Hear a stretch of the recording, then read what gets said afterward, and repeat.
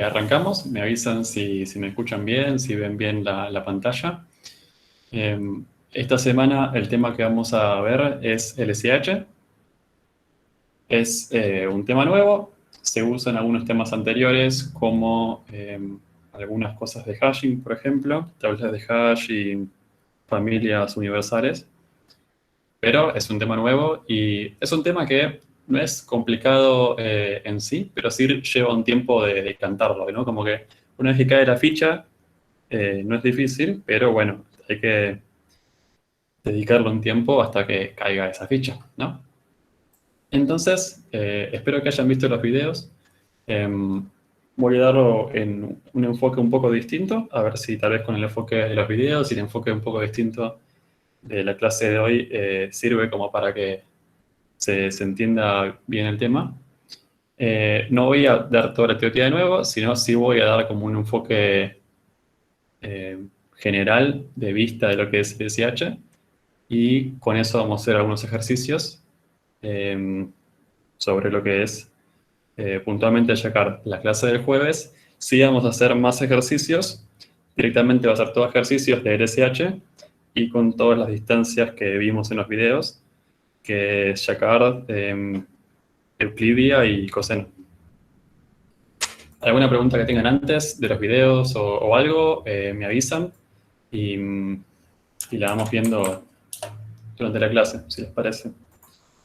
Entonces, ¿qué es LSH, no? Entonces, LSH es Locality Sensitive Hashing, básicamente una tabla de hash a la cual accede a una posición y obtengo objetos similares. Normalmente, en tablas de hash, nosotros evitábamos las colisiones, era algo que no deseábamos, y justamente por eso agrandábamos el tamaño de la tabla, resolvíamos el tema de los conflictos, resolvíamos, digamos, no sé, con cuckoo hashing o hopscotch hashing u otras opciones, cómo evitar las colisiones y cómo resolverlas, básicamente en el caso de que haya, para que no degeneren la búsqueda o algo por el estilo. En el caso del SH no es así. En el caso del SH justamente buscamos las colisiones, porque lo que vamos a decir es que cuando dos objetos colisionan son semejantes, y justamente esta es la utilidad del SH. La idea del SH es optimizar el problema de obtener los vecinos más cercanos. Si yo tengo, por ejemplo, una base de datos con n puntos, que puede ser n igual a 1.000.000 o 1.000.000.000 o un número muy alto, si yo quiero, dado un nuevo punto, obtener cuáles son los más cercanos a ese punto, en principio ese problema es O de n, ¿no? Tengo que ir punto por punto, calcular las distancias y quedarme con el que tenga distancia más pequeña. En el caso del SH, la idea es hacer eso en O de 1. Calculo cosas de antemano, precalculo una estructura y después, dado un nuevo punto, accedo a una posición, una tabla de hash, y ahí me encuentro con los puntos más cercanos. Es aproximado, digamos, no es perfecto, pero, digamos, optimiza muchísimo eso. Y después, puntualmente en clustering, vamos a ver una breve aplicación de esto para optimizar un algoritmo. Entonces, decíamos que el SH es una tabla de hash, pero la diferencia sería que en vez de funciones de hash tradicionales, usamos mini-hashes. En los videos de la teórica ustedes hayan visto que los mini-hashes son funciones de hash que tienen la propiedad particular de que la probabilidad de colisión entre dos objetos está correlacionada con la semejanza. Es decir que cuanto mayor semejanza tienen dos objetos, mayor probabilidad de colisión. Usamos generalmente que la probabilidad de colisión, dada la distancia, es 1 menor de la distancia. Si la distancia va entre 0 y 1, 0 siendo dos objetos iguales y 1 siendo los objetos más disímiles posible, significaría que la probabilidad de colisión entre, digamos, distancia 0 es 1 y la distancia 1 sería probabilidad de colisión 0. Entonces, también según qué semejanza o distancia usamos, tendremos un mini-hash distinto, tendremos una función de mini-hash definida de manera distinta. Teníamos mini-hash para distancia llegar, que vieron en los videos, y mini-hash para la Euclidia y para la coseno, que seguramente tendrán que ver en los videos para el jueves. Pero básicamente es eso. Es una tabla de hash donde, en vez de usar funciones de hash normales, como FNB o Pearson o cosas por el estilo, usamos funciones de min hashing. ¿Está bien? Entonces, veamos un esquema básico teniendo esto en cuenta. El esquema básico sería armar una tabla de hash donde el indexador, es decir, la función que dado un objeto me da la posición de la tabla, es una función de mini hash. Entonces, si tenemos una base de datos de documentos, podemos usar la distancia checkar. Entonces, tenemos que el mini hash de un documento es el mínimo entre los hashes de los shingles. Después veremos un ejercicio un poco más práctico sobre cómo se calcula esto, pero yo voy hasheando los shingles, que son, digamos, los pequeños, la ventana deslizante en el documento, y calculo el hash de eso, con un hash como los que vieron en la clase pasada de hashing, de clave de longitud fija, y me quedo con el mínimo de eso. Y eso es literalmente un mini hash, ¿no? El mínimo hash. De ahí el nombre. Entonces, para cada documento, como decíamos, calculo su mini hash a partir de los shingles e inserto en la tabla en esa posición. Entonces, yo lo que puedo hacer es, yo tengo varios objetos acá, y para cada uno calculo su mini hash, y donde me dice el mini hash, la posición, ahí guardo ese objeto, ¿no? Entonces en la tabla ven que dice objeto 2, objeto 1, objeto 3 y objeto 4. Básicamente en cada espacio de la tabla, en cada bucket, voy almacenando una lista todos los documentos que caen ahí. La referencia al documento, no el documento en sí. Así que pongo el objeto 1, documento 1, pero no pongo el contenido, el documento 1.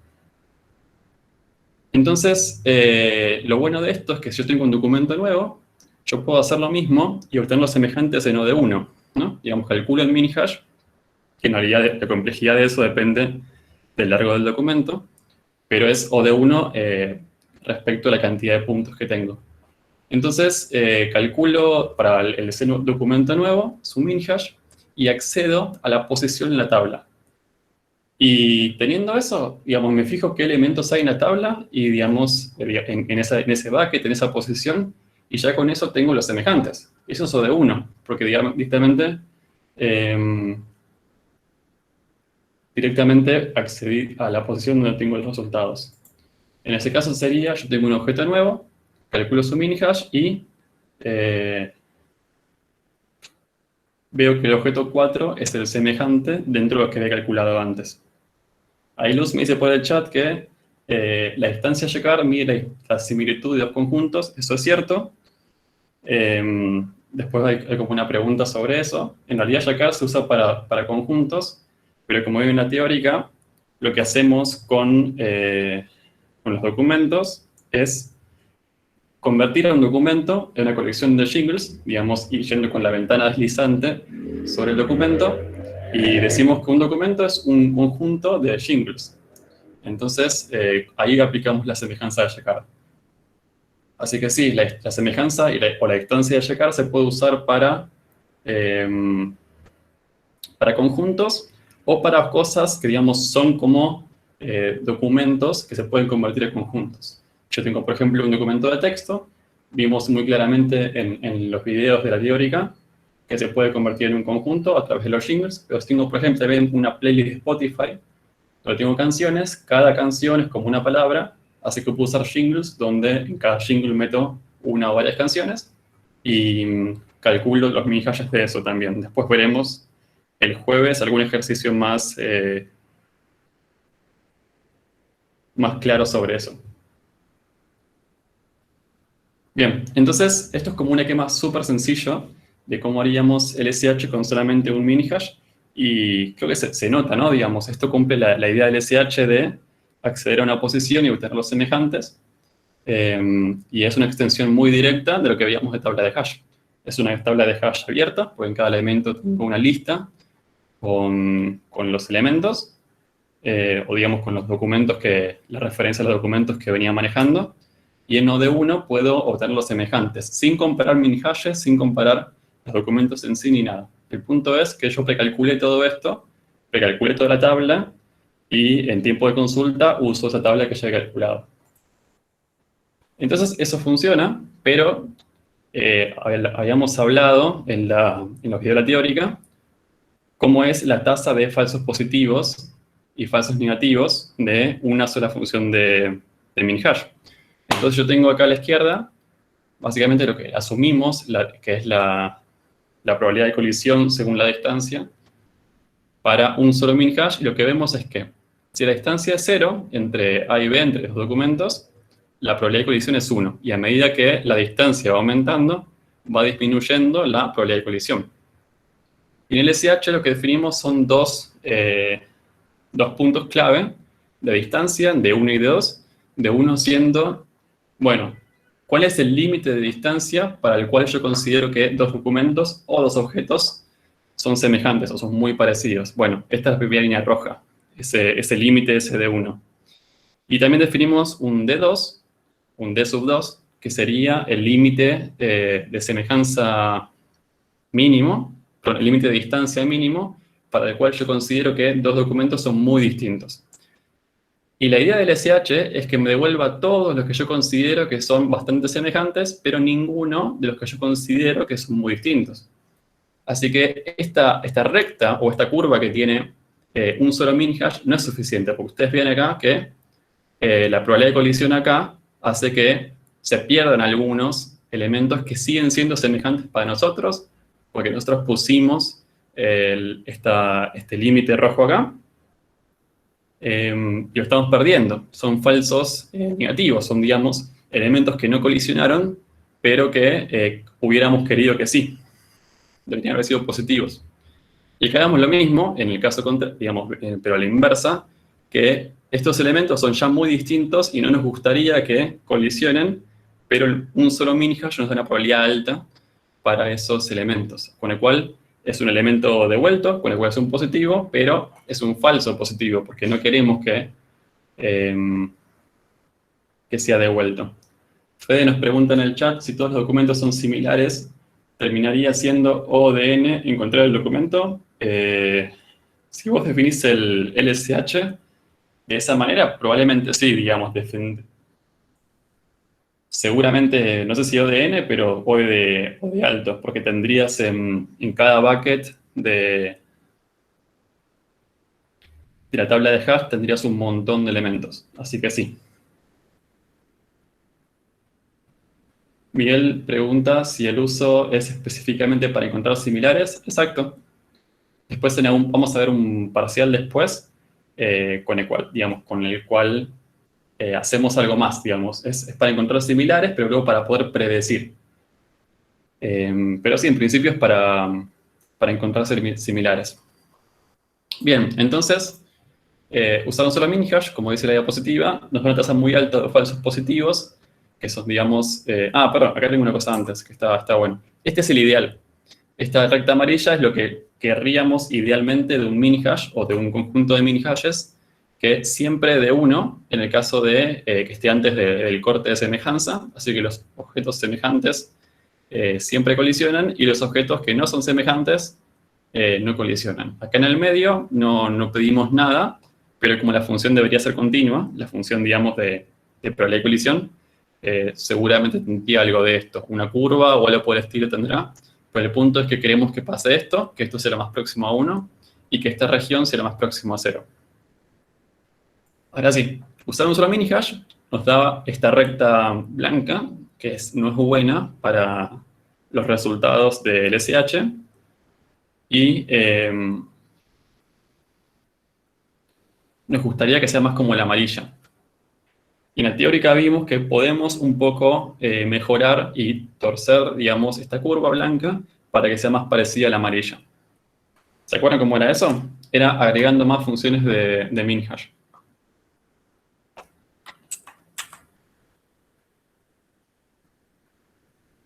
Entonces, si tenemos varios mini-hashes y exigimos que coincidan en esos varios, lo que hacemos es, bueno, estamos siendo más restrictivos y pedimos más condiciones para que dos objetos sean considerados semejantes según el SH, ¿no? Digamos, que el SH me devuelva esos documentos u objetos. Entonces, un falso positivo, es decir, un documento que fue devuelto, pero que en realidad era distinto, básicamente fue mala suerte, por la razón por la cual fue devuelto, digamos. Justo coincidió en ese mini-hash Y bueno, si agregamos más mini hashes y pedimos que coincidan en varios, la mala suerte se diluye, ¿no? Digamos, mala suerte una vez se entiende, pero mala suerte 5 veces es mucho menos probable. Entonces, básicamente eso. Si tenemos varios mini hashes y pedimos que coincidan en todos esos, se reduce la tasa de falsos positivos, elementos no relevantes que fueron devueltos por el SH. Por otro lado, si tenemos varios mini hashes y pedimos que coincida en al menos uno, es decir, uno o dos o tres, o más, pero al menos uno, estamos reduciendo la tasa de falsos negativos. Los falsos negativos son documentos o objetos que no fueron devueltos por el SH, es decir, que para el SH no era semejante ese documento con el que yo le di de consulta.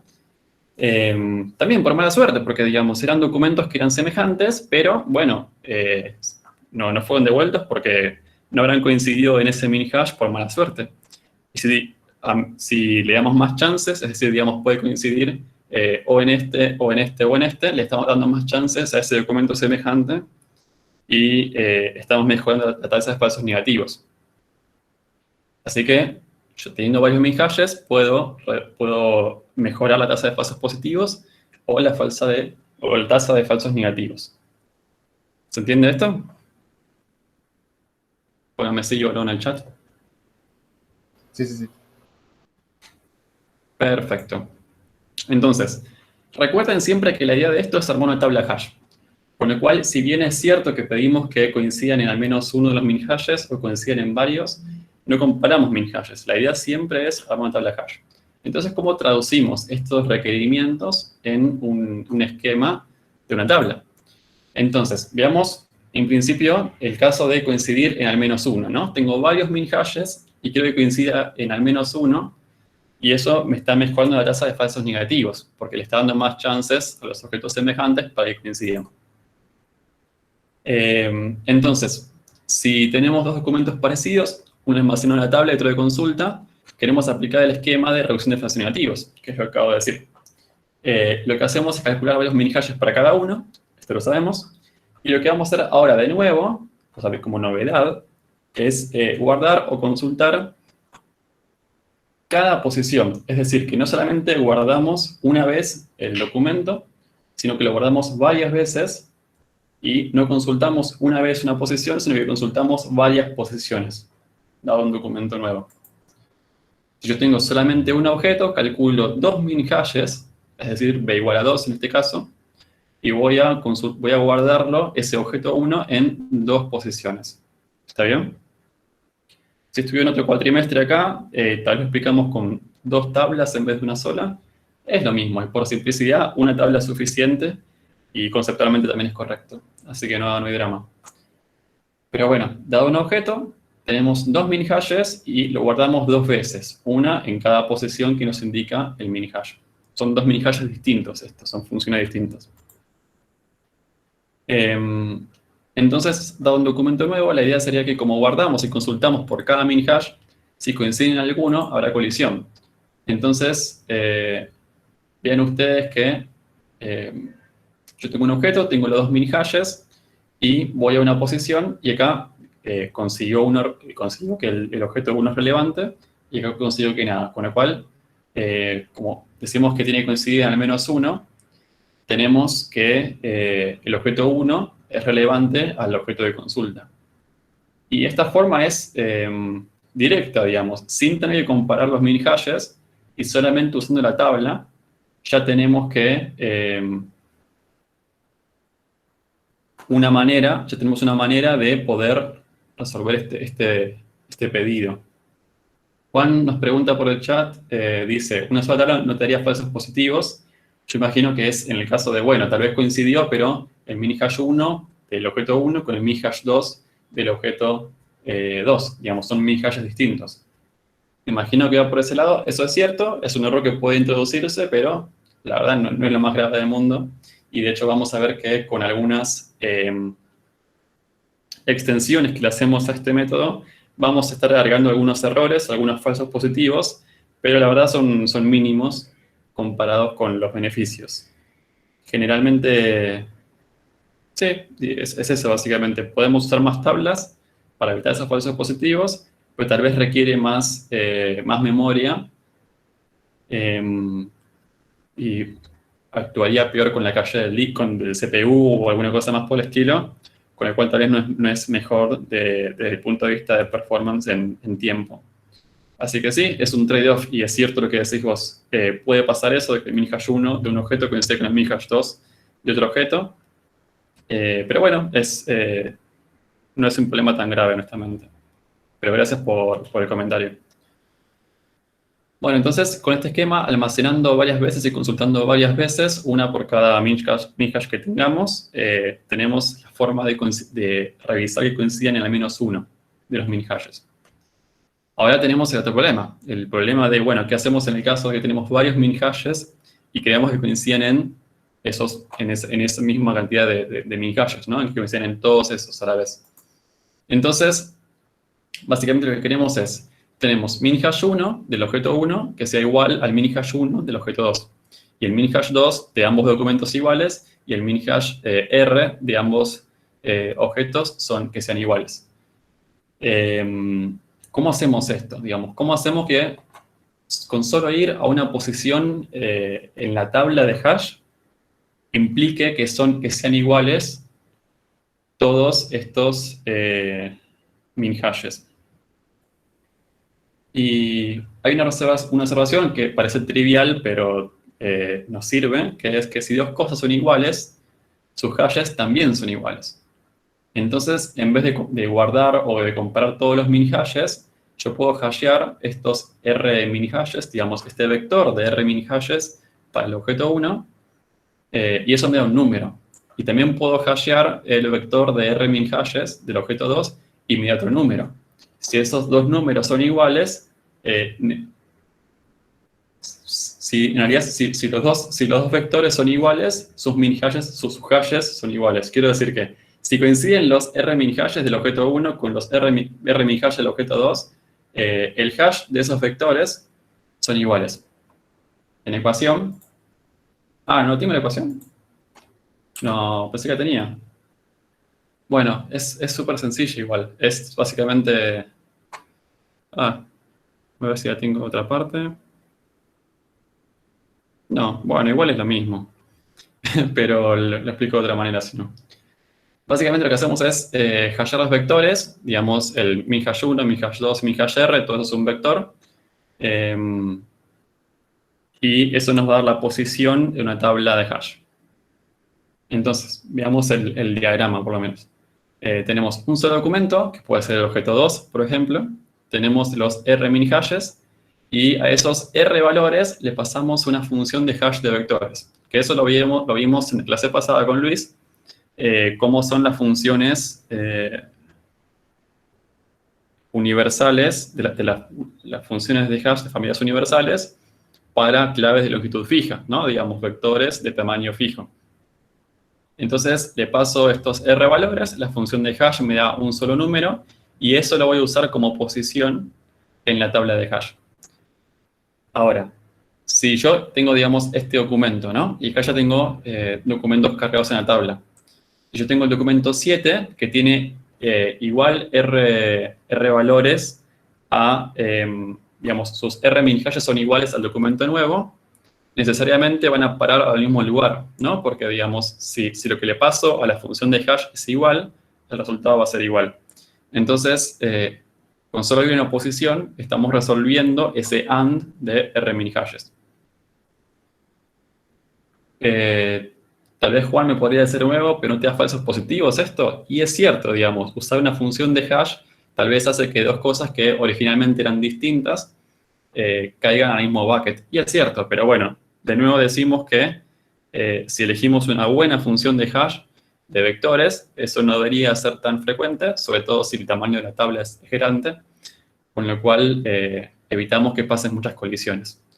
Así que introduce también falsos positivos, porque coincidirían cosas que no deben coincidir, pero si está bien hecho, la tasa de falsos positivos es baja. Bien, ¿se entiende entonces cómo agregando más mini-hashes y cambiando cómo es la consulta en la tabla, ya sea accediendo a varias posiciones o calculando muchos mini-hashes y aplicando una función de vectores a ese vector de mini-hashes para hacer una posición en la tabla, cómo esas ambas maneras se traducen en comparar que, digamos, los mil hashes sean al menos uno de ellos iguales o sean todos iguales. ¿Se entiende eso? Me avisan en el chat. Me pueden decir que no y lo vemos de nuevo. Pero es importante para avanzar.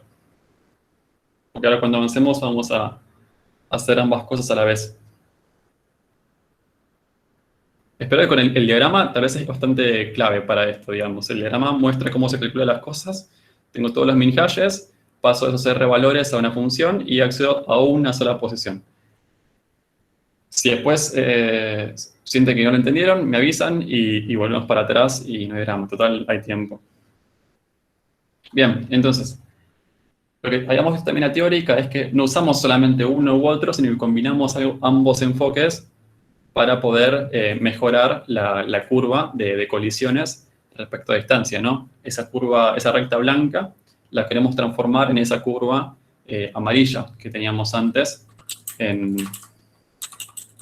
esto. Queremos transformar la blanca en esta amarilla a través de agregado de varios min hashes y cambiando un poco la estructura de consulta y almacenamiento en la tabla de hash de LSH. Bien, entonces, para unir ambos enfoques lo que hacemos es, vamos a hacer B accesos a partir de B grupos de R min hashes. Entonces, dos documentos deben coincidir en al menos uno de los B grupos de R min hashes para que haya colisión. O sea, si coinciden los R min hashes de al menos un grupo, ya hay una colisión. En el diagrama sería esto. Yo tengo acá, acá hay como un grupo de R min hashes, acá hay otro grupo de R min hashes, con el cual tenemos R igual a R y B igual a 2. Y lo que hacemos es, a cada grupo lo transformamos con una función de hash de vectores en una sola posición de la tabla. Y al otro grupo lo transformamos en una sola posición de la tabla. Y para este documento, como B igual a 2, accedemos 2 veces a la tabla. Entonces, lo que hacemos acá es decir que si tenemos un documento nuevo y teníamos esta estructura anterior con estos datos, lo que vemos es que los similares al documento nuevo van a ser el documento 9 y el documento 2, 4 y 11. ¿Por qué los dos a la vez? Bueno, porque el documento 9 coincide en un vector de R min hashes con el documento 9. El documento nuevo, perdón. El 9 coincide en un grupo con el documento nuevo. Y también el D2 y D4 y D11 coinciden en otro grupo, sí, pero coinciden en al menos uno de esos grupos. Con lo cual también son semejantes. Y vean ustedes que al hacer la unión estamos considerando eso. Y también vean que al hacer toda esta operación con los min hashes y transformando el vector de min hashes en una sola posición, resolvemos la operación del AND, de exigir que todo ese grupo sea igual, y con la multiplicidad de accesos y de guardados, resolvemos el OR, con el cual estamos haciendo ambas cosas a la vez.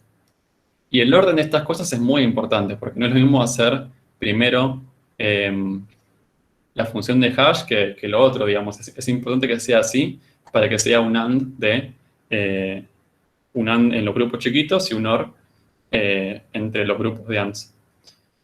¿Se entiende la idea de esto? Yo tengo un documento cualquiera, calculo en este caso 2 por R min hashes, lo divido en grupos de R min hashes, en dos grupos de R min hashes, a cada uno de esos grupos le calculo una función de hash de vectores y obtengo dos posiciones para ese documento que me van a decir a dónde tengo que ir en la tabla final de hash para saber qué documentos son los semejantes. La función de hash de vectores que decíamos hasta recién es básicamente esto, ¿no? Digamos, es una función de una familia genérica, una familia universal no genérica, como vimos el jueves, que tiene, en este caso, R parámetros, y después el mod P, mod M, que depende del tamaño de la tabla. B suele ser, Juan pregunta si B suele ser mayor a 2. Sí, puede ser 2, puede ser 3 o puede ser 10, también, sí, totalmente.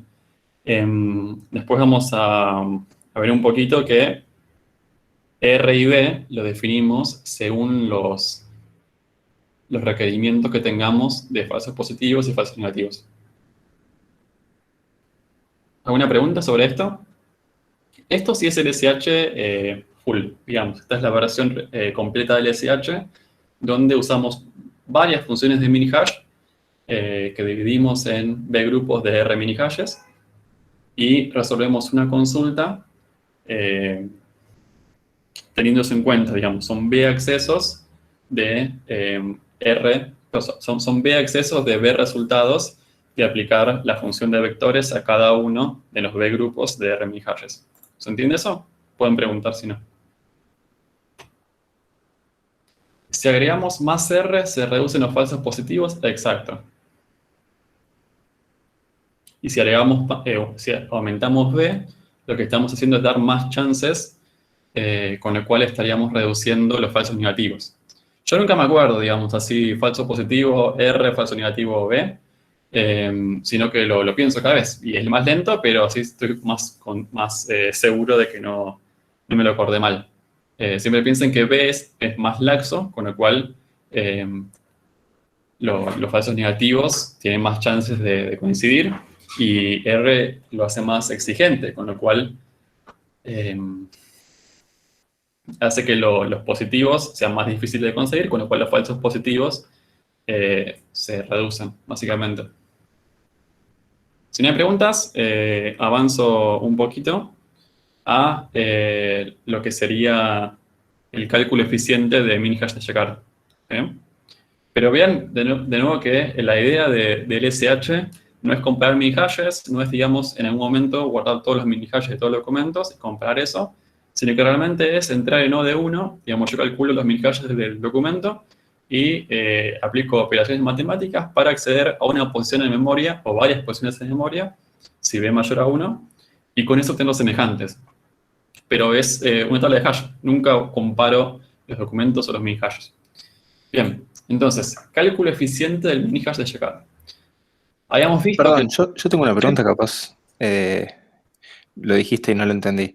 En los B grupos de antes, los min-hashes, cada min-hash, en el grupo 1 y el grupo 2, por ejemplo, ¿son diferentes? Sí. ¿O tienen distinto orden? ¿O tiene que ser diferentes? Bien, me parece perfecta la pregunta. Tal vez lo puedo aclarar ahora en el slide, pero sería así: mini-hash 1, mini-hash 2, Claro, como hace un vector, mini-hash R capaz, con cambiar el orden. y R más 1. Y tu pregunta era esta, tipo, si las funciones eran iguales o no. Claro, por ejemplo, el último del grupo 1 igual al, no sé, el segundo del grupo 2. Cambiando el orden también tenés un vector distinto y ese vector distinto va a ser otro hash también. Entonces Sí, en tenía la realidad, duda. claro, o sea, son distintas las funciones y no cambiamos el orden para generar otro grupo. O sea, Ok, literalmente son son parámetros distintas. distintos, totalmente. Perfecto. Pero es una buena observación que es cierto, digamos, para el resultado que te genera esta función, es distinto también el orden que cambiar los parámetros. Así que me gusta la observación, pero no hacemos eso. Ok, Son funciones totalmente distintas. gracias. Gracias por la pregunta. En resumen, fue de nos pregunta y nos confirma, necesitamos B por R mini-hashes distintos, sí. Así que si R igual a, no sé, 10 y B igual a 3, necesitamos 30 mini-hashes distintos. Después, justo ahora, ¿no? Justo ahora vamos a ver un ejemplo de cómo es un mini-hash de checkouts, con lo cual vamos a ver con los parámetros cómo hacemos. Bien, entonces, cálculo eficiente de mini-hash de checar.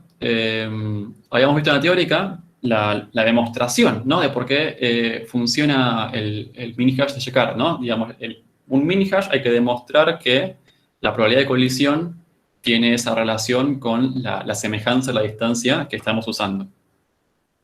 Y la teoría para el mini-hash de checar es que aplicar ese hash a la tabla de Shingles es como permutarla y agarrar, digamos, la posición del primer uno. Pero en realidad en la práctica, y esto es importante, no calculamos una tabla de Shingles. No guardamos todos los Shingles y permutamos una tabla de los índices o cosas por el estilo, no. Porque ustedes piensen, después pueden hacer la cuenta de, bueno, yo tengo, si mi alfabeto es, no sé, de las 26 letras del abecedario, 27 con la ñ, Si mi jingle tiene tamaño 2, es 26 al cuadrado. Un jingle de tamaño 2 es muy chiquito, ¿no? Obviamente usaríamos valores más altos. Si es, por ejemplo, 10, 26 a la 10 es una tabla muy grande para generar, con lo cual generar esa tabla es muy costoso y muy en contra de lo que quiere hacer SH, que es ser eficiente en los cálculos. Y además que no es necesario. Entonces, lo que hacemos es, si tenemos R min hashes por calcular, iniciamos un vector de R posiciones, y a medida que vamos procesando cada jingle, lo hasheamos R veces con cada una de las R funciones de hash, y actualizamos las R posiciones con el mínimo. Veamos un ejemplo con números ahora. Si tenemos R igual a 2, o sea, dos funciones de hash, o dos funciones de min hash, suponiendo b igual a 1, ¿no? O sea, digamos, suponiendo simplemente ahora dos funciones de min hash, el string Jacquard y jingle de tamaño 2, tenemos que en principio definir dos funciones de hash que van a ser la base para los dos min hashes que tenemos.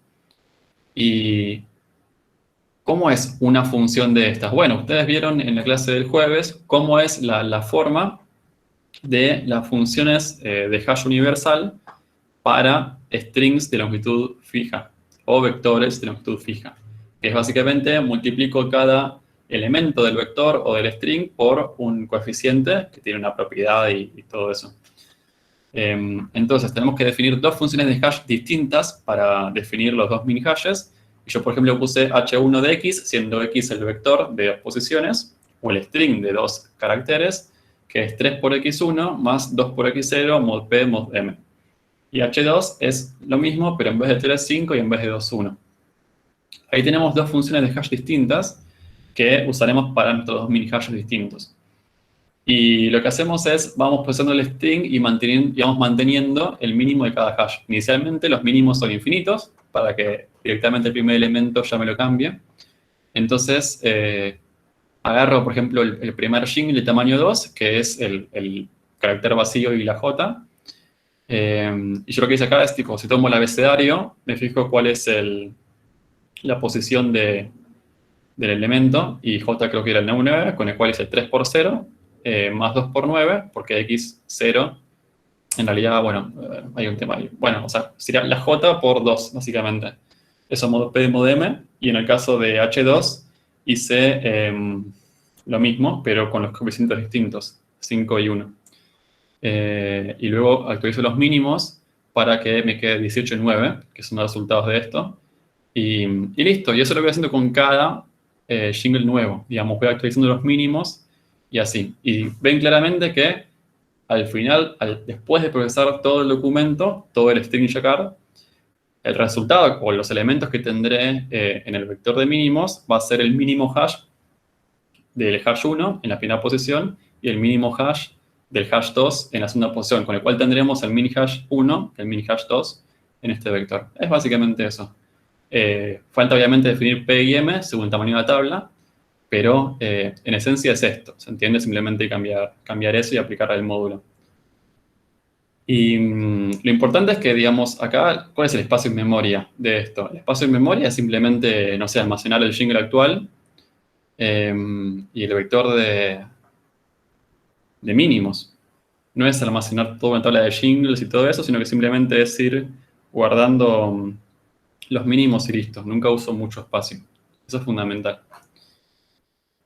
Bien, una cosa que habíamos hablado antes, o que me han preguntado antes, algo de R y B.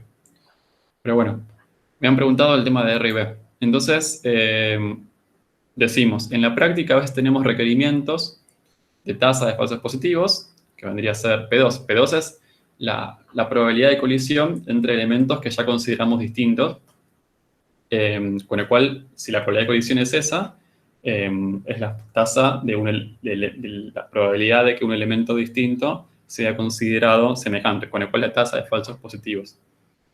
Y tenemos también la tasa de falsos negativos, que es 1 menos P1. Recuerden que P1 es la probabilidad de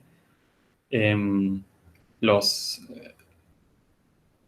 elementos que son como el primer corte de semejanza, digamos. Es mínima semejanza que pueden tener o la máxima distancia que pueden tener, se puede pensar como o semejanza o distancia, mínima semejanza o máxima distancia que pueden tener para que sean semejantes y queremos que el SH nos lo devuelva. Entonces, si P1 es esa probabilidad de que nos devuelva ese elemento, 1 menos P1 es la probabilidad de que no lo devuelva, y eso ya sería un falso negativo, ¿no? Digamos, es un negativo porque el SH no lo devolvió, y es falso negativo porque debería haber sido positivo, debería el SH haber devuelto ese elemento. Bien, entonces, teniendo algún requerimiento de falsos positivos y de falsos positivos, podemos ir variando R y B de manera a satisfacer ambas restricciones. Entonces, la ecuación que vieron en la teórica es esta. Parece molesta y, digamos, es rara porque tiene como mucho uno menos y todo eso, pero se puede explicar sencillamente. Digamos, ustedes vean que 1 menos de 1 es la probabilidad de colisión entre elementos semejantes, y elevado a la R es la probabilidad que colisionen en R minihashes a la vez, es el AND de R elementos. 1 menos eso es la probabilidad de que no colisionen en esa cantidad de elementos, digamos, en R minihashes, o sea, colisionó en R menos 1 o R menos 2 o en ninguno. Si lo elevamos a la B, tenemos la probabilidad de que eso suceda en B grupos, ¿no? Que no colisionen completamente en ninguno de B grupos, y 1 menos eso es la probabilidad de que, bueno, que colisionen en al menos uno, ¿no? Si todo esto es la probabilidad de que no colisionen completamente en ninguno, 1 menos eso es la probabilidad de que, bueno, colisionen en al menos uno. Con lo cual esa es la explicación de la ecuación. De nuevo, mejor que saberla de memoria es saber el razonamiento. Háganlo por pasos y se puede llegar, también pueden llegar a lo contrario, digamos, pueden llegar a la ecuación distinta, que sería primero aplicando los grupos de OR y luego los grupos de AND. Es una ecuación distinta y es como un ejercicio interesante para que ustedes hagan y validen si entendieron bien el procedimiento. Pero bueno, esta es la ecuación. Si ponemos de 1, tenemos la probabilidad 1, y si ponemos de 2, es la probabilidad 2. De 1 y de 2 nos lo van a dar, porque justamente nos están pidiendo calcular R y B para P1 y P2. Así que eso. ¿Cómo se hace esto? Se hace, digamos, iterativamente. Si es a mano, es a mano. Si es con un for en la computadora, es con un for en la computadora. Pero no hay una heurística que yo sepa para calcularlo. Con lo cual, nada, es probar valores. En un parcial generalmente son valores muy bajos, como para que se encuentren a la primera, segunda o tercera iteración. Pero simplemente meter los valores en la calculadora y verificar eso. ¿Está bien? ¿Preguntas sobre esto? ¿O me mando a hacer un ejercicio de parcial? ¿Cómo continúa la clase? Sería este ejercicio de parcial, un par de notas o de avisos, de recomendaciones, y luego hacemos el Kahoot y terminamos. Así que tenemos tiempo si quieren hacer consultas ahora, y si no también después me quedo y hacemos consultas como quieran ustedes.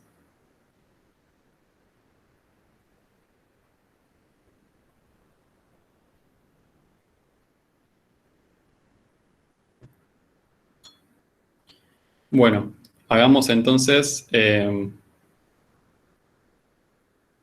ejercicio de parcial.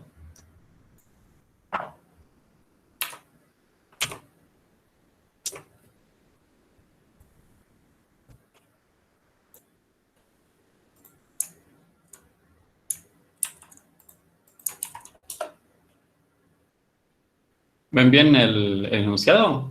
¿Se ve? Sí, sí. Perfecto, igual lo leo en voz alta.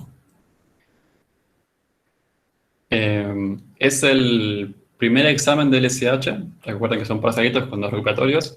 Es el primer examen del SH del cuatri pasado. Dice, contamos con una colección de 1.300 millones de tweets con noticias falsas. Queremos poder usarlos para detectar otros tweets que puedan contener mensajes parecidos para poder filtrarlos. Es decir, nos llega un tweet nuevo, queremos poder saber si, según la experiencia que tenemos, son noticias falsas o no. Dice, el objetivo final de nuestra aplicación es, dado un tweet, bueno, lo que dije yo recién, dado un tweet, buscar cuáles son tweets parecidos en nuestra base de 1.300 millones, usando el SH, para luego decidir si el tweet nuevo, es o no una noticia falsa. Si hay tweets muy similares al nuevo en nuestra base de datos, lo categorizamos como noticia falsa, caso contrario, no. El criterio que fijamos es que si el tweet actual tiene una semejanza mayor o igual a 0,73 con alguno de nuestra base de noticias falsas, entonces debe ser un tweet sobre noticias falsas. Se decide usar la instancia de checkar como métrica para la construcción del esquema y queremos que si la semejanza entre tweets es mayor o igual a 0,55, tengamos más de un 70% de probabilidad de que sean candidatos. Por otro lado, si la semejanza es menor o igual a 0,05, queremos tener menos de un 1% de probabilidad de que sean candidatos a ser comparados. En base a esta información, les pedimos que respondan las siguientes preguntas. Acá hay un montón de números y es clave no confundirse los significados. Con lo cual, primero veamos este 0,73. ¿Cómo encaja este 0,73 con el esquema del SH? Y la respuesta es que no está asociado al esquema del SH, está asociado a lo que se hace con los tweets semejantes. Es decir, el SH me da a devolver, dado un tweet, cuáles son los tweets semejantes y el ejercicio propone hacer algo sobre ese resultado, que es fijarse la semejanza contra cada uno devuelto, y si la semejanza es mayor a este límite, entonces categorizar al tweet nuevo como noticia falsa. Pero está por afuera del SH, ¿no? Digamos, ni es ni P1, ni es ni P2, no es nada por el estilo. Es simplemente algo que hacemos con el resultado del SH. Algo que hacemos con los tweets semejantes que obtuvimos. Ahora, la data para la parte del SH, digamos P1, P2 y todo eso, está en este párrafo, que dice, si la semejanza entre tweets es mayor o igual a 0,55, o sea, vendría a ser de 1, ¿no? Porque es el límite mínimo de semejanza, o el límite máximo de distancia, si hacemos 1 menos 0,55. Entonces, de 1 igual a 1 menos 0,55, digamos, sería la distancia 1, deberíamos tener más de un 70% de probabilidad de que sean candidatos, con lo cual eso es P1. 70% es P1, la probabilidad de que dos objetos semejantes sean, digamos, generen una colisión o estén devueltos por el SH. Por otro lado, si la semejanza es menor o igual a 0,05, ese 0,05 es el límite máximo de semejanza para que sean semejantes, o se puede ver como el límite mínimo de distancia para que no sean semejantes, para que sean distintos. Como me lo dan en términos de semejanza, para transformar semejanza en distancia es 1 menos semejanza. Así que la distancia mínima sería 0,95.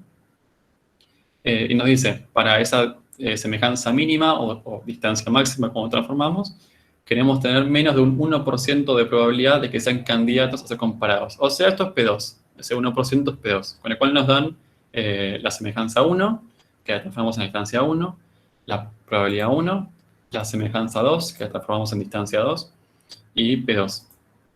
Ahora sí, ahora que entendimos los números que nos han enunciado, podemos preguntarnos, ¿cuántos min-hash hacen falta y con qué tipo de esquema, B y R? Hay que detallar los cálculos realizados y estimar la cantidad de falsos positivos y falsos negativos que tendríamos sobre una base de 10.000 tweets nuevos. Entonces, ¿cómo calculamos cuánto de R y cuánto de B? Básicamente tenemos que aplicar... perdí la ecuación porque, bueno, estaba en las diapos. Pero básicamente es la ecuación de 1 menos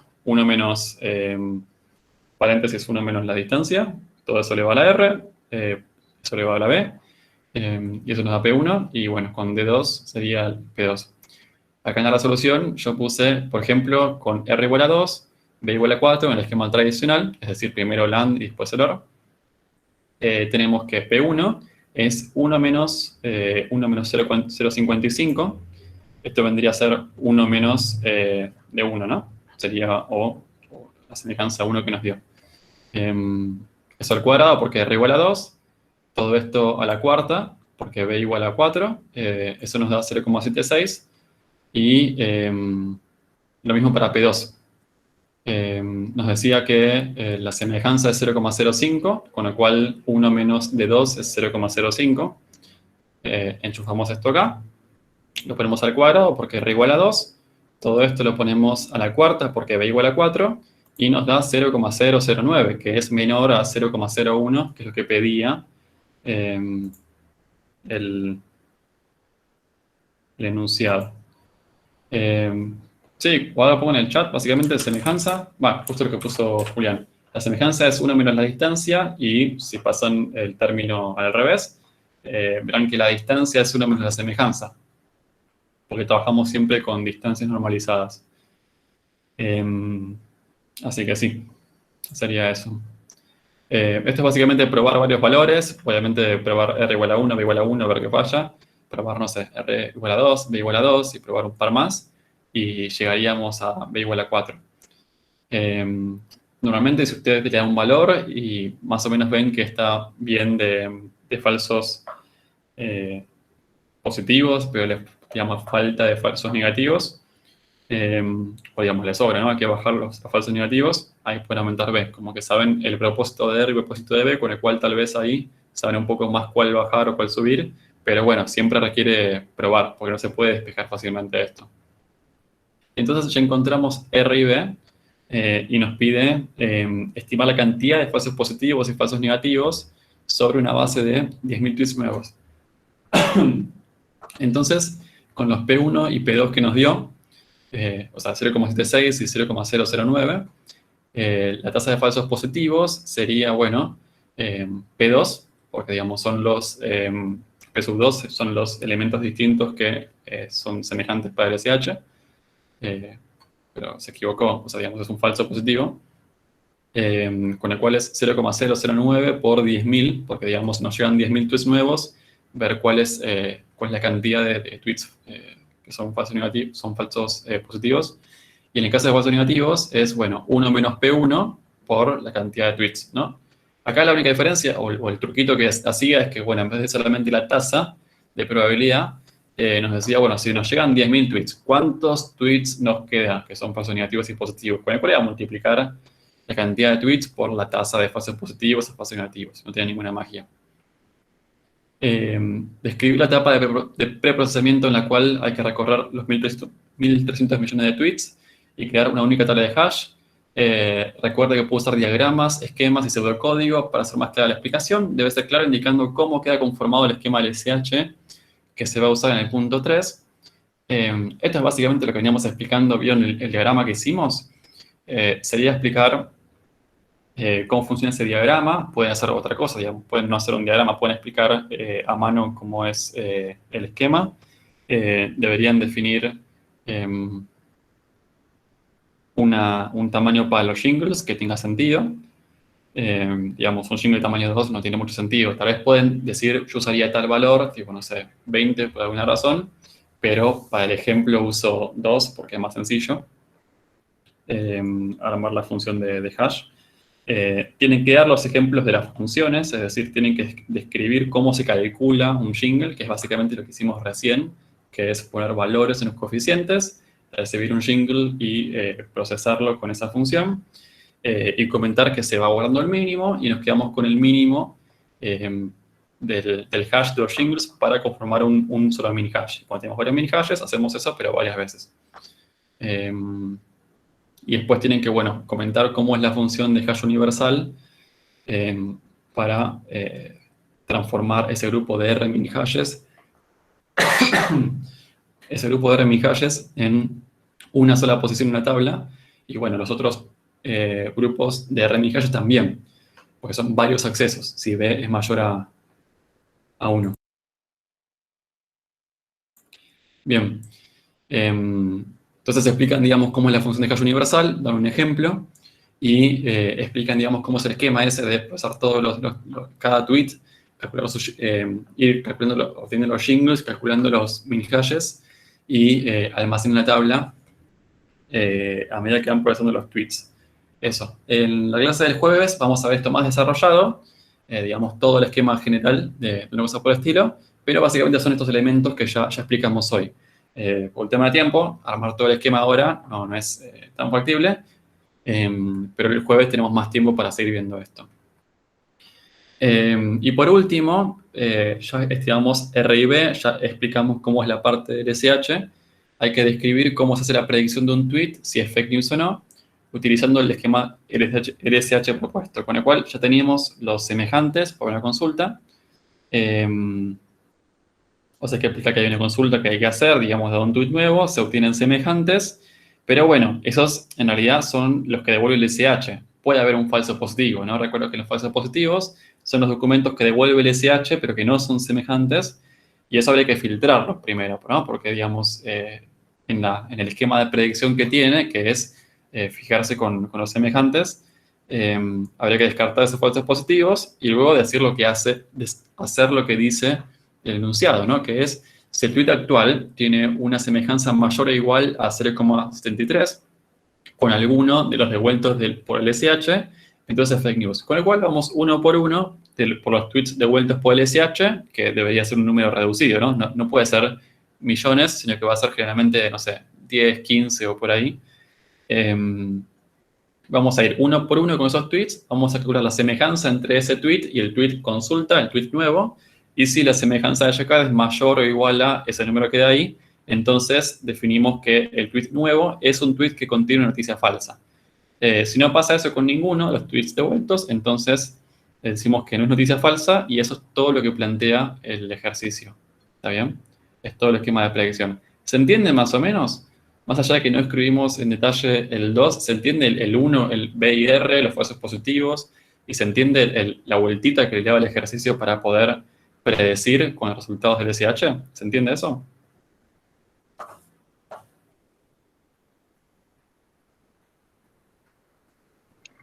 Joaquín, Sí. yo tengo todavía me quedé un toque en entender bien cómo sacaste P1 y P2, que es como lo que me cuesta. Me quedo a medias con el razonamiento. Vos decís en la parte 1, ¿cómo calculé B y R a partir de P1 y P2? No, eso lo tengo claro. El tema es P1 y P2, digamos. Tipo, si bien está ahí, pero...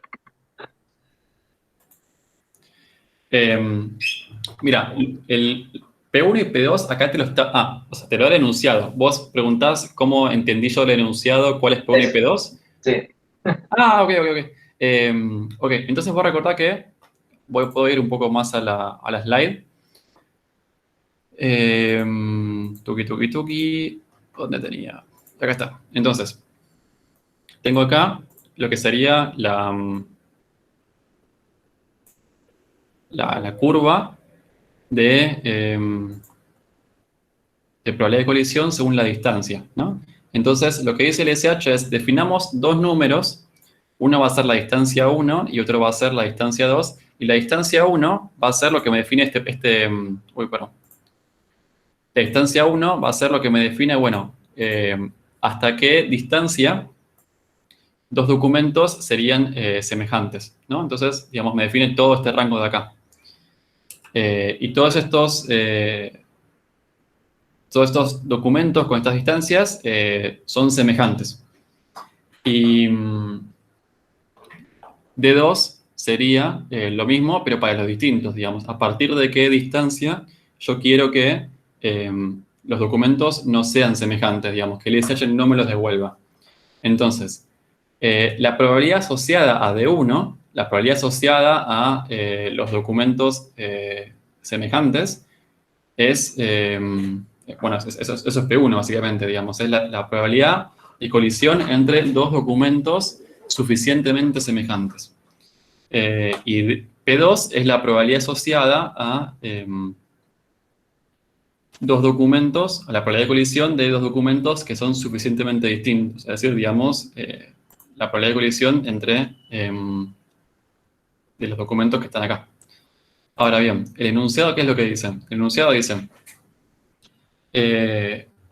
si la semejanza entre tweets es mayor o igual a 0,55, queremos tener más del 70% de colisión. Es decir que los documentos, para ser suficientemente semejantes, tienen que tener una semejanza de 0,55. ¿Está bien? Ahora, el truquito acá es que te lo da en términos de semejanza, y el SH lo definimos generalmente en términos de distancia, con el cual hay que convertir a semejanza en distancia, y sabemos que distancia es igual a 1 menos semejanza, con lo cual D1 es 0,45. ¿Se entiende eso? Acá me está diciendo el requerimiento de documentos parecidos, con el cual es D1. Y transformé 0,55 a distancia, que es 0,45. Porque 1 menos 0,55 es 0,45. Y por otro lado dice, si la semejanza es menor o igual a 0,05, o sea, ya vemos por el número que es una semejanza baja, queremos tener menos de un 1% de probabilidad de colisión. Entonces lo que está diciendo es que si los documentos son poco semejantes, la probabilidad de colisión es 1%, con el cual esto es D2, o sea, se refiere a D2, pero de nuevo está en términos de semejanza, con el cual hay que transformar este 0,05 a distancia, y 1 menos 0,05 es igual a 0,95, que vendría a ser D2, D sub 2.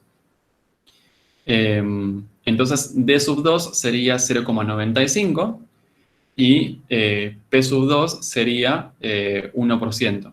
Está bien, la probabilidad de que dos elementos suficientemente distintos, o bastante distintos en realidad, digamos, colisionen. O sea, ¿se entiende cómo extraí? Decime si se entendió, y si no, lo vemos de otra manera. Sí, perfecto. Buenísimo, gracias por las consultas. Así que eso, vimos el 1, vimos el 3, digamos, cómo hacer ese twist por encima de lo que es el SH. Hablamos un poquito del 2, y el jueves vamos a ver esto un poco más en detalle. Digamos, vamos a tener un ejercicio donde hay que definir qué métrica usamos, cómo es el esquema, cómo es la consulta, cómo es un jingle, cómo es un mini hash y todo eso. Y además el jueves vamos a ver otras métricas. Y si les parece, seguimos ahora con un par de notas y le metemos al Kahoot y vemos. Una nota sobre esto es que en la última slide de esta presentación hay un link a errores comunes de la resolución de este ejercicio. El cuatrimestre pasado, con los errores comunes que vimos en las resoluciones de este examen, hicimos como un documento con las observaciones. Si pueden, péguenle una leída, que está buena porque, digamos, son errores que tal vez uno puede tener y está bueno agarrarlo antes de que suceda en el parcial, ¿no? De todas maneras, los parciales siempre son oportunidades para aprender, y hay 2 fechas más, con el cual, digamos, si se equivocan en algo en la primera fecha, tienen 2 fechas más para que salga bien. Y como vimos en la clase de hoy, la mala suerte se disminuye con varios intentos, así reducíamos los falsos negativos, con lo cual la mala suerte, digamos, de que les vaya mal por alguna cosa del estilo, en una fecha, si hay más fechas, se disminuye, con lo cual van a probar estadísticamente. Eso está bueno. Bien, entonces, notas sobre mini-hashing. La función depende sobre el tipo de los datos y la distancia que se quiere usar. Así que esto, digamos, obviamente según el tipo de problema, tal vez usamos el mini-hash de Jacquard, o usamos el mini-hash de Euclidio, mini-hash coseno. Pero también dentro de lo que es mini-hash de Jacquard, tal vez no tenemos tan directamente un jingle en un problema que tengamos, ¿no? Y hay que ser creativo con cómo definimos un jingle o cómo definimos un mini-hash para la distancia de Jacquard con otro tipo de problema que es muy parecido.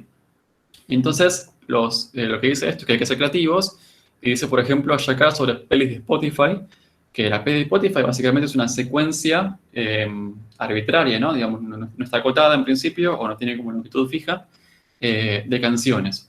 Entonces, ¿podríamos hacer un mini hash de Jacquard con eso? Sí, digamos, yo tengo que cada jingle, por ejemplo, puede ser cada ID de canción, y digamos, calculo el hash de ese ID, de ese código de la canción, o incluso, no sé, del título o lo que sea, y tengo ya un mini hash para una playlist, ¿no? Definir el jingle, definir qué es lo que estoy hasheando, y puedo hacer el mini hash en una playlist de Spotify. Otra manera de verlo, antes, al principio de la clase, Luz nos decía que la distancia de Jakarta en realidad está definida para conjuntos, es cierto. Podemos ver a las playlists de Spotify como un conjunto de canciones, ¿no? Entonces yo directamente, digamos, es mucho más notorio que realmente es un problema de Jakarta, porque los playlists son semejantes según la cantidad de canciones que comparten. Entonces puedo aplicar tranquilamente un mini hash de Jakarta, hasheando cada canción, y con eso defino un mini hash. También puedo hablar sobre viajes en Uber, lo podemos hablar más la clase que viene, sobre sesiones de navegación en YouTube y todas cosas del estilo, digamos, cualquier cosa que sea como una secuencia, digamos, como una especie de documento, ¿no? Como un tweet o algo por el estilo, pero no necesariamente con palabras, no necesariamente con un alfabeto del abecedario. Todo se puede transformar a un conjunto a través de jingle o a través de del problema en sí. En el caso de la playlist, son los elementos del conjunto, son las canciones. Así que hay que pensar bien, digamos, hay que ser creativo y se puede extender a otros problemas, pero puede ser interesante, no solamente tweets o documentos. Y también está bueno, nos dice esto, pensar el tamaño de los jingles según la cantidad posibles que hay.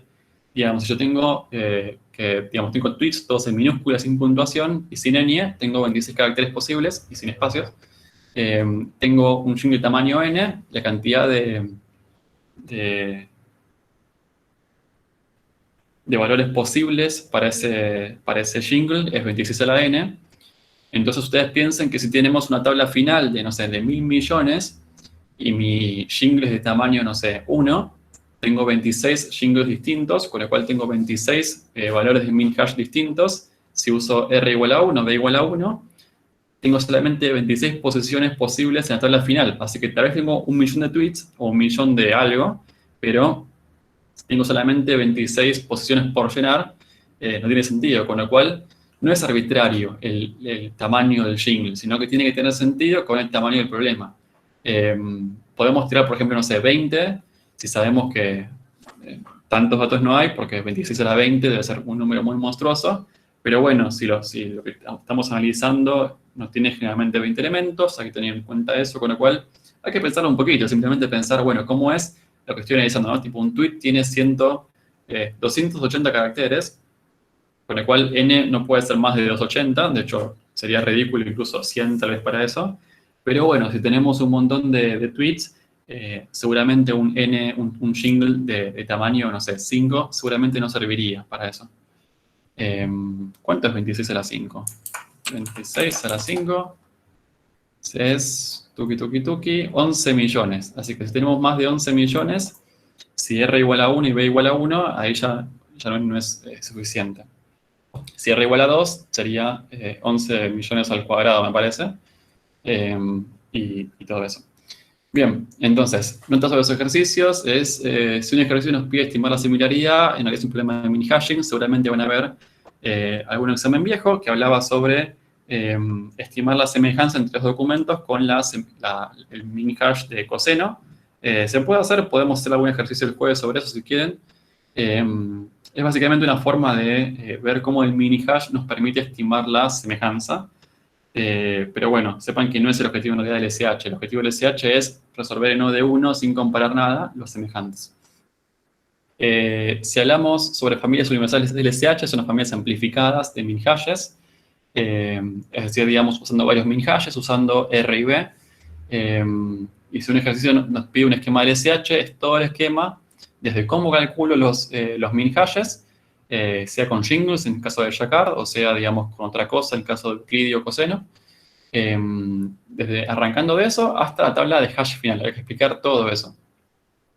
Una vez que hacen un par de ejercicios van a ver que es súper directo. Otros recursos, este es el documento que les hablaba sobre errores comunes de ese ejercicio. Y después las slides del SH el cuatri pasado di una clase especial del SH con pseudocódigo. Así que si el diagrama no les es de todo claro a ustedes, pueden consultar estas slides que tienen explicado con código básicamente cómo es el esquema. Así que tal vez se entiende más Acá estoy mostrando un poquito, ¿no? Digamos, defino los parámetros, defino cómo es una función de mini hash, cómo cargo la tabla con código y tal vez les es más claro a ustedes cómo es esto. Si quieren, pueden verlo y si no, les sirve como material extra de consulta. Bien, preguntas hasta ahora. Le metemos al Kahoot. ¿Quieren consultar algo en particular?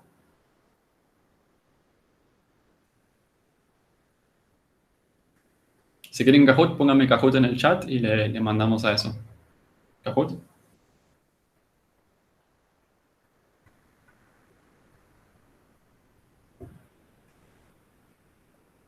Bien, bien, bien, bien. Le metemos el Kahoot. Igual me quedo después del Kahoot por si quieren hacer consultas o cosas. Tuki, tuki, tuki.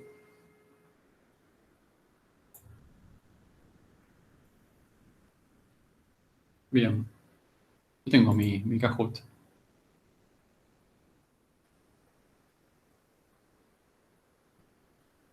Bien, bien, bien, bien, bien, bien, bien.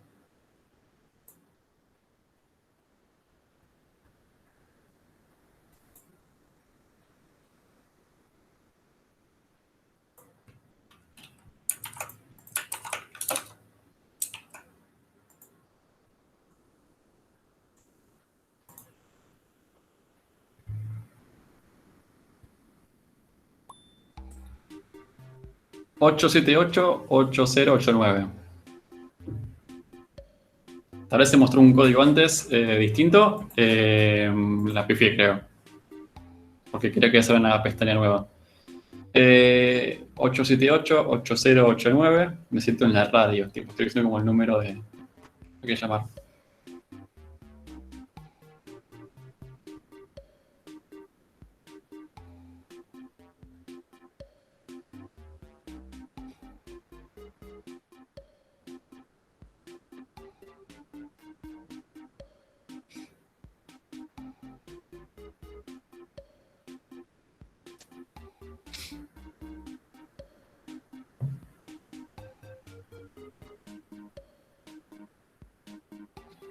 Tenemos 77 personas en el Meet y tenemos 35 personas en el Kahoot. Voy a esperar un poco más, hasta 50 más o menos. Un poquito más.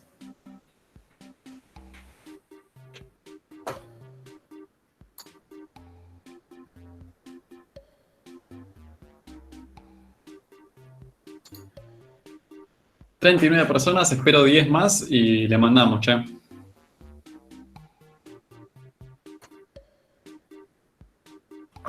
(878-8089). 44 personas.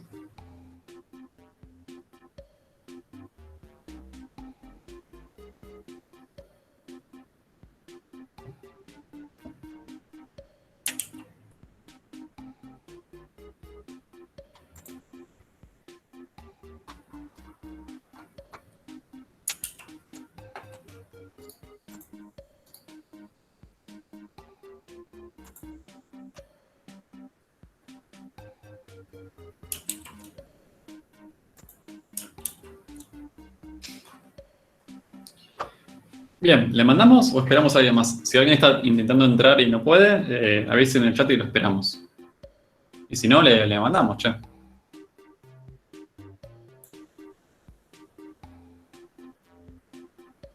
Le mando. Se bajó uno. Bueno, le mando entonces. Bien.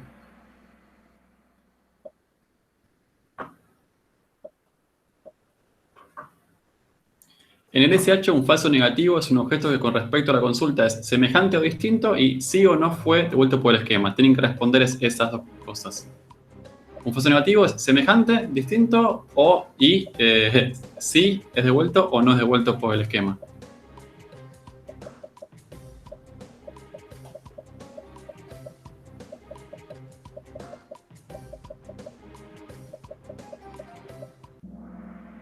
Perfecto, muy bien. Un falso negativo es un objeto que, digamos, no fue devuelto por el SH, digamos. Para el SH es un negativo, digamos, no fue semejante. Y es falso negativo, porque, digamos, si bien para el SH es un negativo, era realmente un semejante. Con lo cual es un respecto a la consulta es semejante y no fue devuelto por el esquema del SH. Juan, dijiste que no entendiste, pero la pegaste. Lo puedo explicar de nuevo. Digamos, falso negativo significa que no fue devuelto por el SH, pero en realidad era semejante. ¿Está bien? Entonces, lo perdimos. Es un elemento que no fue devuelto por el esquema y nos gustaría que haya sido devuelto por el esquema, con el cual es un documento semejante, un objeto semejante al documento de consulta, pero no fue devuelto. Pasamos a la siguiente. Son preguntas medio largas, pero bueno, es medio lo que pasa. La siguiente no es tan larga, me parece. Bien, hasta ahora el SH 945. Si usamos BORs de R mini hashes en AND, o sea, lo de siempre, la probabilidad de colisión entre dos elementos con distancia D es ¿cuál? O sea, con el esquema tradicional, ¿cuál es la probabilidad de colisión?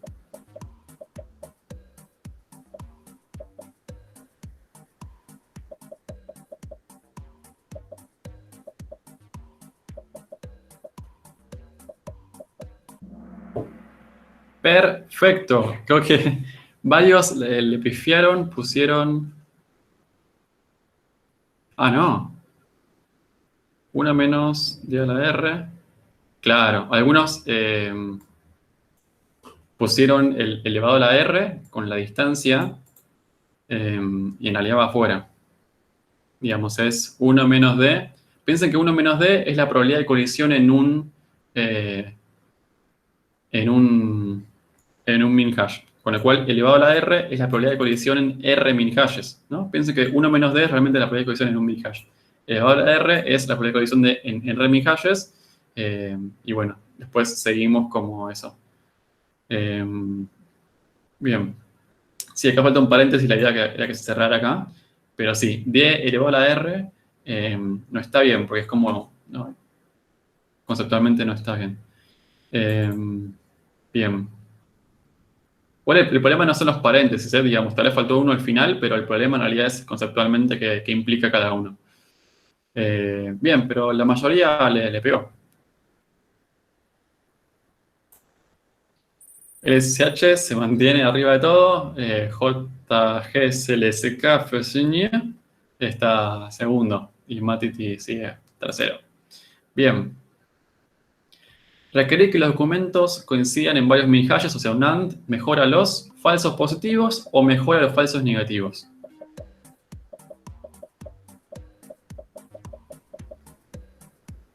Si metemos un AND, ¿qué disminuye? ¿Los falsos positivos o disminuye los falsos negativos? ¿Mejora la tasa de falsos positivos o mejora la tasa de falsos negativos? Entonces pensemos, si aumentamos, digamos, somos más restrictivos porque exigimos que coincidan en varios, somos más estrictos y estamos reduciendo los falsos positivos, ¿no? Digamos, estamos evitando que los elementos que no son semejantes, pero son devueltos por el esquema, estamos evitando que sigan colisionando con los min hashes. Bien, siguiente. El SH se mantiene arriba de todo. Y se mantuvo el top 3, me parece, ¿no? Sí. Dada un LSH con especificación D1, D2, P1, P2, la tasa de falsos negativos es... Se me dan D1, D2, P1, P2. ¿Cuáles son los falsos negativos?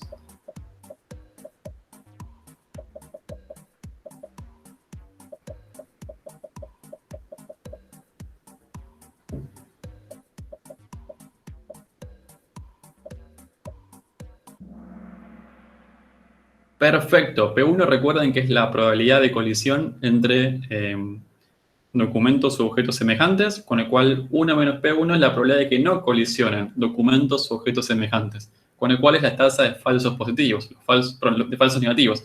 Los falsos negativos son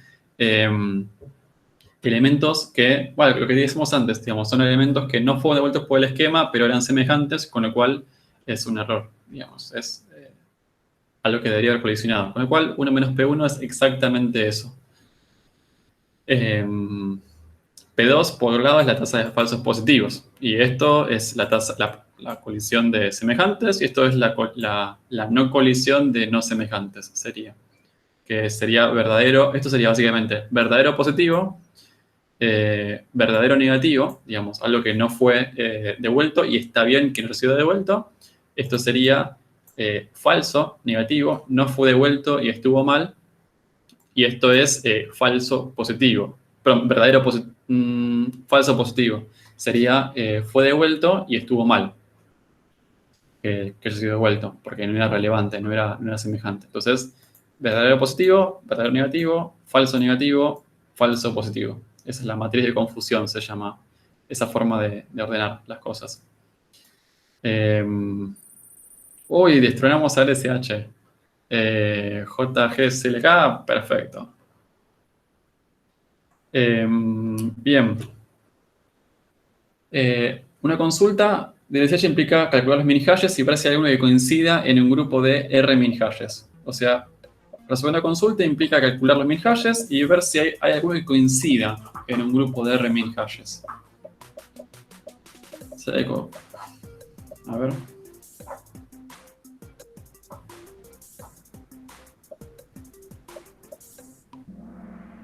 Falso. Acá la mayoría puso que sí. En realidad, lo que hacemos que en LSH nunca es comparar, digamos. Nunca vemos si hay uno que coincide. Simplemente hasheamos o tenemos la posición de tabla final y nos fijamos que hay ahí, pero no estamos activamente viendo si hay alguno que coincide en un grupo de R mini hashes. De hecho, como comentamos durante la clase, hay falsos positivos por, bueno, que usamos una tabla de hash única para varios grupos, usamos una función de hash universal de vectores, hay varios falsos positivos y nunca realmente comparamos los mini hashes. No vemos si hay uno que coincida. Simplemente calculamos, somos una posición o varias posiciones si B es mayor a 1, pero nunca vemos activamente eso. Eso es importante, espero que se entienda. Cualquier cosa me preguntan. ¿Pasamos a la siguiente?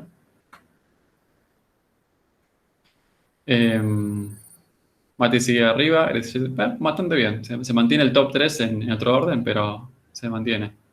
Sigo con pandas, me gusta ese nombre. Yakar no solo sirve para documentos de texto, también para conjuntos de cosas o secuencias de alfabetos finitos. ¿Verdadero o falso? No solo para documentos de texto, también para conjuntos de cosas o secuencias de alfabetos finitos. Verdadero, perfecto. Eso lo dejé textual en la clase. Cuando digo secuencias de alfabetos finitos, básicamente es como, en vez del abecedario, puede ser otra cosa. Puede ser notas musicales, puede ser algo, pero que no sea un número real, tipo que es continuo, digamos, algo finito, enumerable, toda la cosa esa. Digamos, yo tengo una secuencia de alfabeto finito, o un conjunto de algo, y puedo usar el mini hash de Yakar y todo eso. Perfecto, vamos a la siguiente. Avanza el SH. Y todo se mantuvo re bien. Con Yakar almacenamos los jingles en la tabla final de hash, tabla auxiliar para luego permutar o no se almacenan. ¿Dónde almacenamos los jingles con LSH Yakar?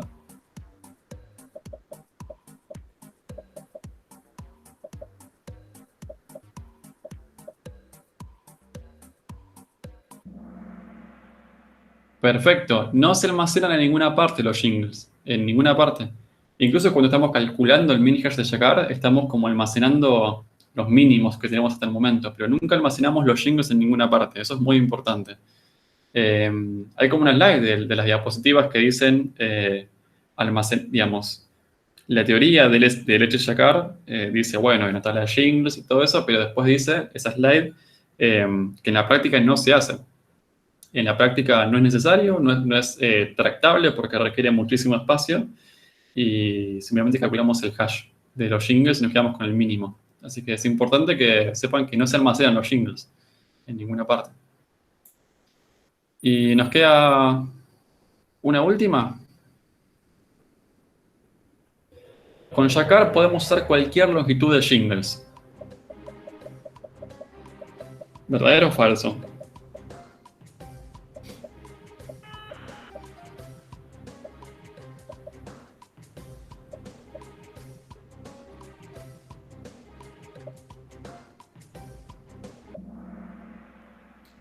Falso.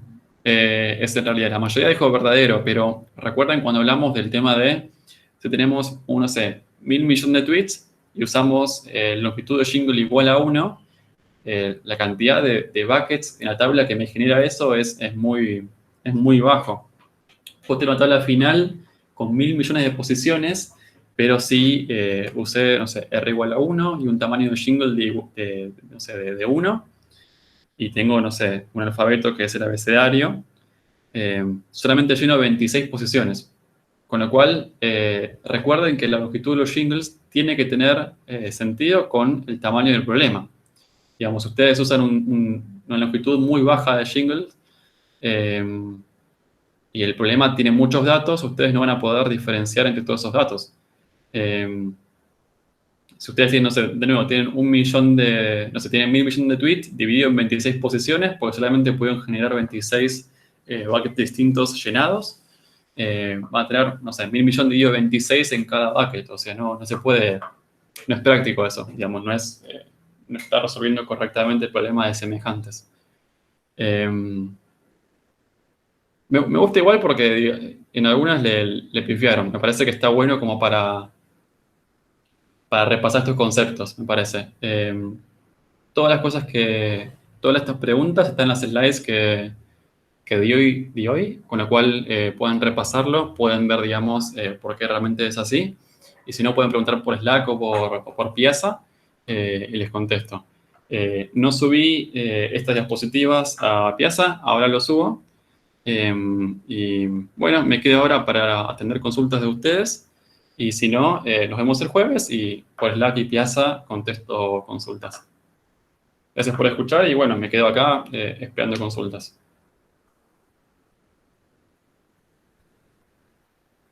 ¿Quién ganó? El pueblo quiere saber quién ganó.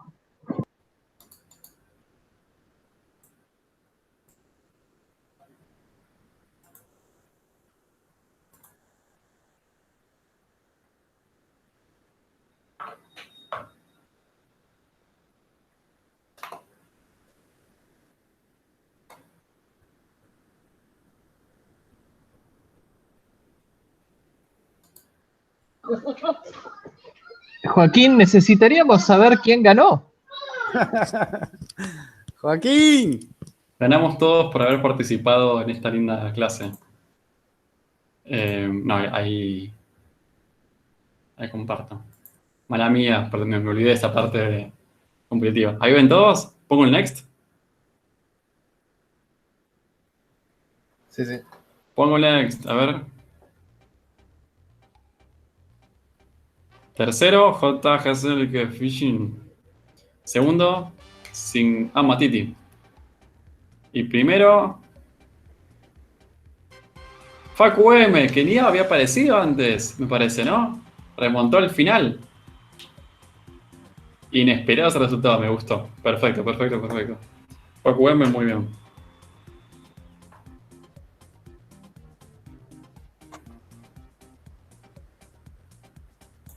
Perdón ahí por dejarlo hacer la expectativa, pero ahí estamos.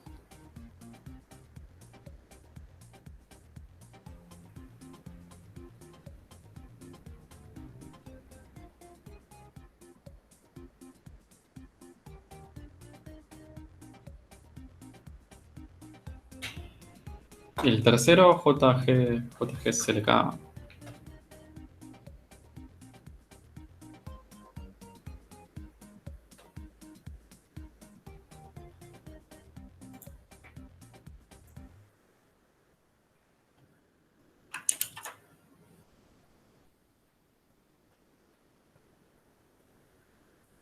Bien, respondo al tema de la nota de Spark, todavía no están. El parcial fue la semana pasada, así que faltan unos días hasta que estén.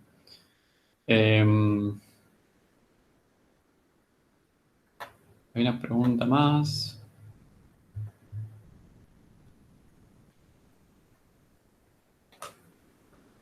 Alguien tiene una pregunta sobre el Kahoot. Sí, no, hay una pregunta en el chat, mi grupo también. Nos pasó que subimos el TP a Gresco, pero no podemos poner tipo, o sea, lo subimos uno y no podemos marcar al resto. Porque pregunté por el Slack y me dijeron como que mencionara al resto, pero no sabemos dónde, tipo, no había ninguna opción para marcar al resto de mis compañeros. Debería, la verdad que nunca lo sé como alumno, así que no sé cómo es. Debería estar, de todas maneras, si están en el informe, tipo están en la carátula, ya sabemos quiénes son, así que no te preocupes. Si podés, si le encontrás la vuelta, buenísimo, y si no, bueno, están en el informe seguramente en la carátula, así que no te preocupes. Ah, dale, listo. Gracias. Vamos.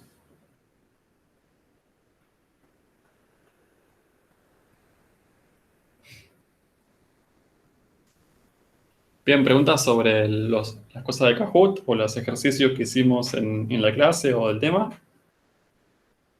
O cerramos el espacio de consultas. Después, siempre por Slack y Piazza pueden preguntar y contesto.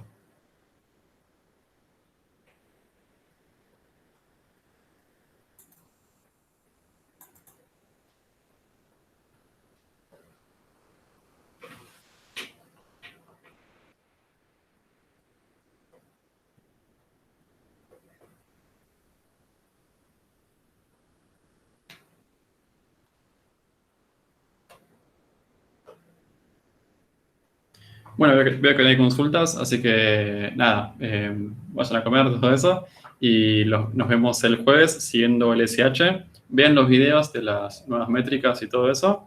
Y como siempre recibimos consultas por los canales distintos.